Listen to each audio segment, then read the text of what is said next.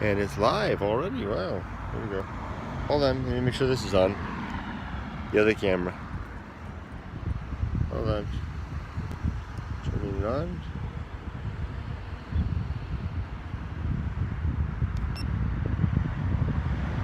Okay.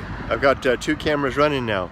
So this is a first to try this new setup with the iPhone running for the live and the GoPro running for the record. And I'm going to take a walk through this little field over here. And wouldn't you know it, just as I come, there's one car coming. Let's go ahead and up over the top, Ollie. Come on. There we go. Good boy. All right, let's go up here, take a look at this field. Can you take a dump? So I was that woman was very curious what I was up to. I'm telling you, it's not the same as Japan. Japan was so much easier to turn on the camera. Maybe it's because the people in Japan really didn't pay no never mind. They didn't really seem to notice or really even care very much. I'm sure they were curious. It just was different. I wanted to read an email, not read an email because I don't know how to do that without losing the capture. But I just want to real quick switch. I may drop for just a second. I'm just going to switch over to the email thing to catch the name of the person that left the comment. Just a second. No way I can do that because it's on YouTube. So anyway, there were 2 comments. One was left by, and by the way, this is live, so you can comment now. And what's going to happen is, if you leave a comment now, I can read it as you comment and respond. But I'm also recording on the GoPro. After this is done, this live is done, I'm gonna make it unlisted, and then I'm going to. Oh, come on, Ollie, let's go break through to the other side. Come on. After I wait a minute, there might be ticks in here. Hold on, come on, you don't want to be in here. Come on. We're gonna go into this open field back here, but I hear the ticks are out. I don't want him to get that. So anyway, let me collect my thoughts. It's probably going to take me a couple of weeks to get back on my footing. When I was in Japan and I used to do this vlogging, it was just so natural and so easy. But I've lost that footing after 5 years. But I'm confident it will come back. Anyway, I have a mechanism here. So there were 2. I'm going to try to respond to comments too. And there were 2 comments that I wanted to talk about that were left on the video, the book reading video that I did out in the desert. I actually turned the camera on and I read the introduction chapter to Going Alone live, not live, but to the camera, and then uploaded the whole thing. It's meant to be for an audiobook. And one comment came from a gentleman. His I think it's a him. And I'm sorry because he said he's been watching me a long time, and I'm just not good at remembering these things. And he said that he's reached a point of equilibrium in his life, and it's an awkward feeling, and he's ready now to embark on some adventures in life. Now I like to call that the great life adventure. And you can have more than one, and they don't have to be great. They can be small life adventures, but they add something to the mix, and they help us to become the wealthier in terms of, in ways that are intangible and quite worthwhile. And I wanted to just encourage that person to proceed forward, and I respect and admire that equilibrium that they've achieved. And I feel it myself. I feel that now at this point in my life especially. It's kind of, I like to describe it, especially at my late age, 56. I kind of liken it to being ready at a moment's notice to go. To have all the stuff that I thought I would want to have done. And really, it's more than that. It's more like just being okay with not completing anything that's left yet to be done. It's not a death wish. It's not a giving up or a resignation, although it may sound that way. It's more just kind of like sitting on the sand and watching the sunset and ready for the sun to dip below the horizon at any moment, but hoping that it'll last a little longer. There was another comment, and I can't remember anything about it. It was from a woman. It touched me though. I've got to figure this out. Got to figure out a way that I can talk about these things without being able to read them. So anyway, so there you go. Hey, and we walked all the way, Ollie. We walked all the way to the end. We did a good job. Where should we go now? Should we continue around? Let's just go back the way we came. So the title of this particular video is, you don't want to go that way, you want to go that way, okay, is accepting there may be no higher power. And this is really kind of a joke title, because I was thinking about, as I begin to proselytize and spread the good news of going alone. And more I'm gaining confidence to call it that and to think about it as that. Because I do believe that it is a worthwhile message to share. It's an alternative.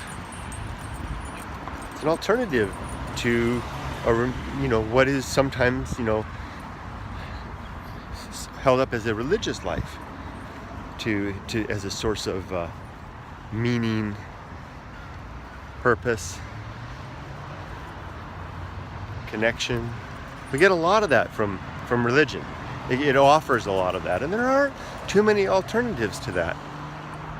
We don't have too many options to look for, very many secular options to that. In fact, the secular path is often regarded as a rather lonesome path, and a rather, I wonder what, just try this for a second. I got a tripod on here. Oh, I see. Let's see if I put that here. Let's see how that'll work. Oh, that kind of works pretty good. Oh, and just in time because there's a comment. I can read it. Anyway, the secular life doesn't have too many options, typically. It's kind of just seen as kind of, just, it's all about fun, it's all about me, whatever. And no, there's more to it. And this is from Bringer of Rain. Do you ever feel like there's a chance you would feel differently about moving on if it were imminent? Like a chance panic might take over your thoughts? Oh, kind of disappeared. I got to figure out how to do this. Even though you have your current mindset, I don't know what would happen to me if that happened. Who knows? Maybe I'd in a moment turn around and give my life. No, I don't think I'd do that. I would hope I wouldn't do that, because I don't think it's a very a moral alternative. But I don't know what would happen to me if it was imminent. Frankly, I would hope that I would be able to stay the course, and not just stay the course for the sake of staying the course. You know what I mean? Not just because I think that that I'm right, or I just want to keep up appearances. Do you know what I mean? I would really want to make it as genuine and honest a final journey as I possibly could. If anything, just insofar as to be a bit of data along the continuum of life for anybody else, right? To see, you get it, yeah, Benson, yeah. I'd want to be honest, right? For anybody that's left behind, right? Because if it just turn around, I get scared crapless, and I give in to whatever, and what are you doing? You kicked me? The dog kicked me. I guess he wants to go. If I was to do that, then I want to share that, right? Because maybe there's something to that, or maybe it just shows that I'm weak, or maybe that just shows that I changed my criteria. Maybe it just shows that I got a little feeble in the mind, and probably it would be weakness, it would be fear. But I genuinely don't believe that stuff, So it's not even a question of doubt. I mean, I don't know for sure. I would never say for sure that there's nothing beyond this life, in terms of an afterlife. But I got no good reason whatsoever to believe there is. So I expect I'd probably follow the path that I'm on. Let's cross the street here. It won't be so loud. And then we can walk down that business park over there. I don't know how long the battery will last on the iPhone. If it goes out, then I'll just focus on the GoPro. Remember, after this is done, I'm gonna take off the the video from the YouTube and swap-a-roon to the video for the GoPro. I'll upload it and I'll edit it because I wanted to add the closing bits there. I wanted to add the bit to it that there you go. There you don't see that every day. Woman jogging in a Muslim headgear. Because I want to sell my message, not literally sell it. I don't want to make any money off my message, but I want to get it out there. Again, in the little time that I have, in the little bit of time that remains, whether that be a decade, 2 decades, or 6 months, I want to share what I found with going alone in the good life.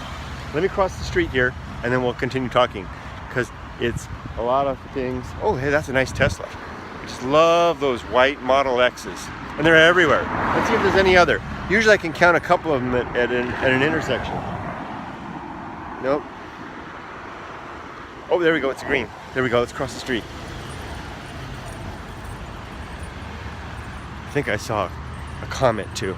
I'll attend to that after I get across the other side.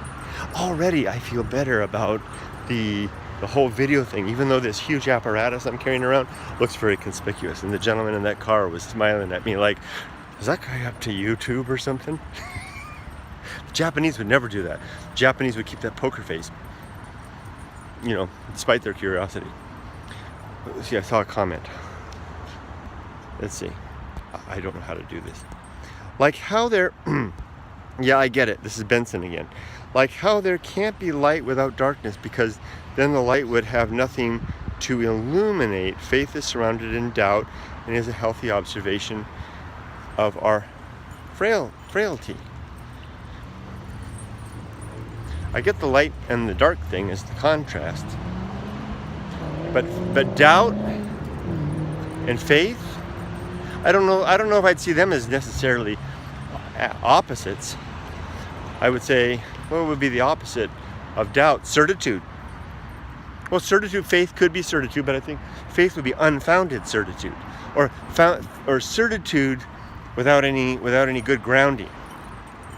I know you talked about this in Going Alone, but would you describe yourself as a nihilistic? Yeah, I am. I think, you know, if nihilist is basically, if you define that term to be someone who believes that there's no meaning or purpose to the life, absolutely. I wouldn't couch that in certitude, but I would say that I believe I have no good reason to think otherwise. That's what the great indifference is in the book. So anyway, back to the title of this particular video. You know, step 1, accept. I gotta remember to look at the GoPro because it's the Prom one. Step 1, accepting that there may be no higher power. Because the first step then in going alone is recognizing that we really have no help or support initially beyond our own our own motive force and motivation and effort to make a change. There doesn't appear to be any oversight in the universe of us, or any great justice or eternal life. And if we choose to when we reach that point where wonder what to do from here, a good step is to recognize that there is no higher power and resolve to take care of that on our own. Now I got more to add to that in just a second. Whoa, Ollie, what are you going after the birdie? Colita Fangirl says, no, I didn't mean to reporting myself. She said, but how did you deal with nerves and public speaking in your 20s? I didn't really have many opportunities to speak publicly in my 20s. That would have been in the 90s, I think.